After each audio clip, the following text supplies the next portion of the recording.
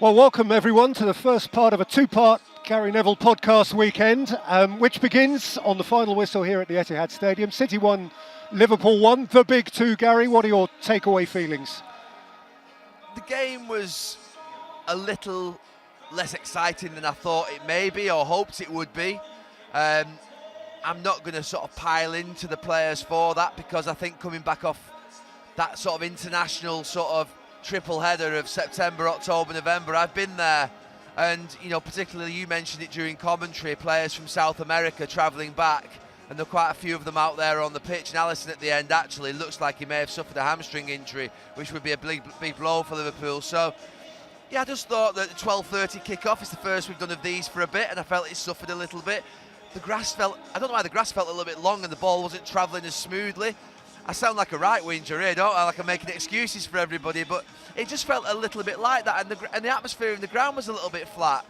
And we've seen some unbelievable atmospheres in these games over the last 5-6 years, where City and Liverpool have played some absolute stonkers.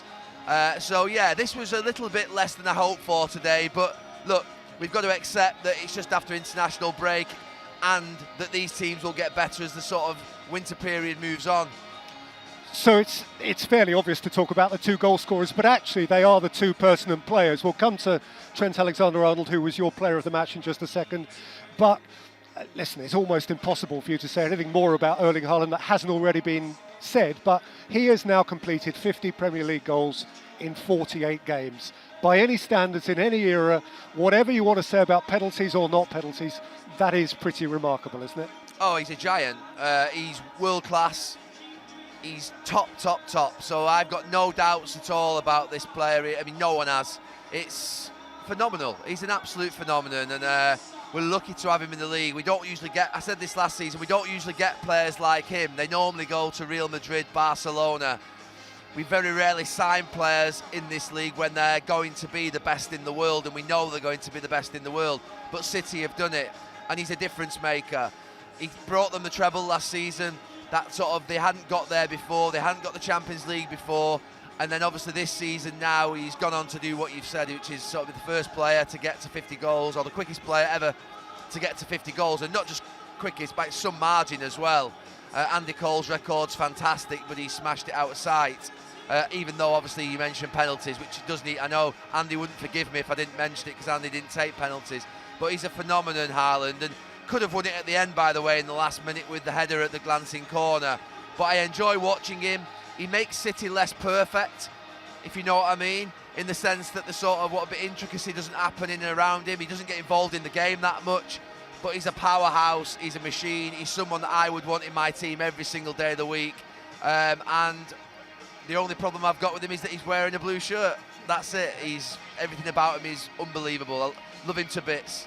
You also love, despite the club he plays for, Trent Alexander-Arnold. You talk a lot about favouring right full-backs. Naturally, that was your position. Yeah. Just explain, maybe not for the first time, but how what he does now, and players like him, if there are other players like him, differs from what maybe you did half a generation ago. Oh, it's night and day. I mean, he's night and day from me in many ways. I think that, I've been critical at him at times.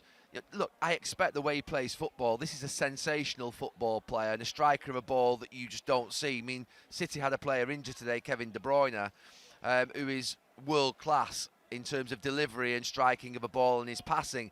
And Trent Alexander-Arnold is the equal of him. And he's a right back in terms of, not a traditional right back, but he's a right back. That's where he plays. So all I've said is in the last 2 or 3 years is that, maybe 4 years, is just get that little bit more serious about your defending. I actually thought he defended well today. Look, he could have done better for the goal where Ake goes past him, but that happens in football. It happens all the time. I just thought his attitude to his defending was very good. The way in which he passes the ball is spectacular, and then he gets the goal. So his contribution to the game today is very good. And all he has to be as a defender is sort of semi-competent. He doesn't have to be the sort of best right back in the world defensively. Don't expect him to be Azpilicueta, who's the opposite, who's a real good defensive right back, or Ivanovic, who's a solid right back, or Kyle Walker. Don't expect him to be that, but what he does have to be is not a liability. And there have been times in the last 3 or 4 years where that has been sort of a standout sort of feature of Liverpool's big games, where he's been too easy to beat and too easy to get at.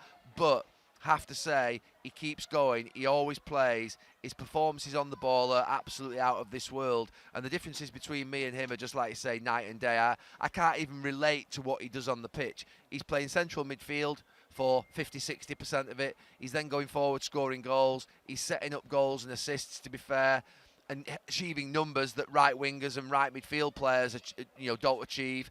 So look, he's just having his interview here today, and I think that he's got the material to be the very best right back of all time. But he is just going to have to be that little bit more serious about his defending, because currently he struggles to get into the England team. I know he's in the England team now, but he has struggled to get into the England team, and he will need to, when Liverpool are under the cosh and England are under the cosh, be able to be a resilient, tough defensive player as well. And that's something I think he can add to his game. I don't give up on the fact that he can be a very good defender. I think defending is not that difficult to learn compared to the bit of his game that he has got. He did. Despite everything you say, or on top of everything you say, he did have a sort of old-fashioned confrontation with Jeremy Doku today, didn't he? On top of all those other parts to his game. How did you read that personal context in the context of Trent Alexander-Arnold fullback? Yeah, I thought it was a really good battle. I mean, Doku's the type that will go past you or he'll skip inside you, but I thought Trent gave as good as he got. I thought that Doku, to be fair, could have created goals, and he did have good moments in the game, but I also thought there were times whereby he handled him really well. So I'd say it was probably a draw in terms of the contest, and that's not a bad result, because before the game it was the big question. Is it Grealish or Doku? Who's going to play against Trent? Is Trent going to go into midfield and influence the game from an attacking perspective?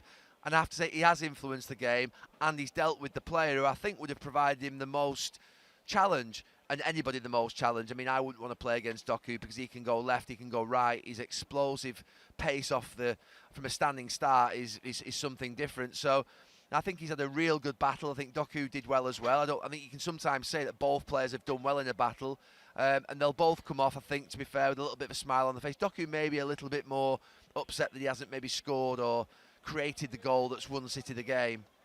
So overall, is this a better point for Liverpool and City? Presumably it is, because they struggle so often on this ground. Oh, definitely. I mean, it's a much better point for Liverpool, but I don't think Pep Guardiola will go off today and be too harsh on his team. I think he'll recognise the challenge of the 3 international breaks, the sort of coming back together after a couple of weeks away, the 12:30 kickoff, which is getting them going, and just getting up and having that pasta at 9 o'clock, which Patrice Evra talked about all those years ago in his first ever Manchester United game at, I think it was here, wasn't it? Yeah. And he said, I woke up in the morning, the players were having pasta, what the hell's going on?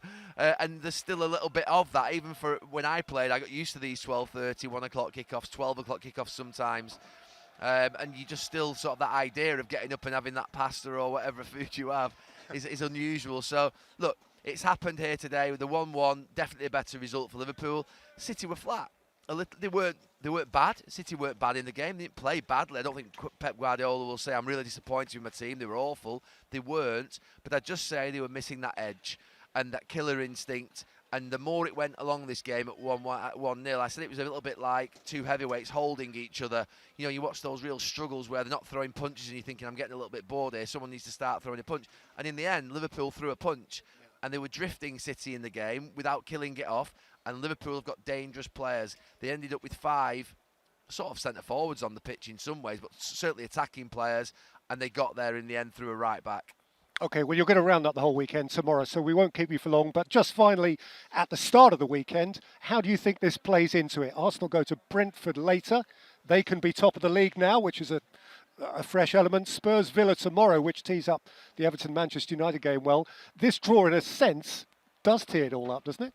Yeah, and I think the more that City drop points, and they are obviously, City are not wobbling, the top of the league, but the more that they do drop points and give encouragement to others, the more that the league sort of, if you like, probably going to think, well, there's a chance that something could happen. I've predicted Arsenal for the title this season because I just feel that post-treble, 3 titles on the bounce, that you may get days like today where that clinical extra bit of a finish doesn't come along. The Chelsea game a couple of weeks ago, we had Wolves, we had Newcastle in the Carabao Cup. So there have been a few moments now where City have just not quite got over the line, and they're not playing badly. City and they're in a good place, and they may just get through this winter months. I call it the winter slog. November through to February, I used to love this period. This was the period where I used to really like, because I think you get rid of the pretenders the people who start the season well, where the sort of weather's good and then they sort of have a good start and everyone gets a bit excited. But what this finds out, this sort of middle sort of 15 games, sort of 20 games up to sort of March, really sort of sorts out who's going to be in the race towards the end. And you lose 2 or 3, and you'll lose 2 or 3 out of that group in the next couple of months, and City will still be there at the end. But the fact that they are dropping points gives the others a chance to be in that title race with them at the end. Lovely stuff. Gary, we'll be back with you from Goodison tomorrow. Good luck at Everton, looking Gary. Forward to it. It should be lively. That is going to be a lively day, and Gary will round it all up after that Everton against Manchester United Super Sunday. Thanks, Gary. Thank you.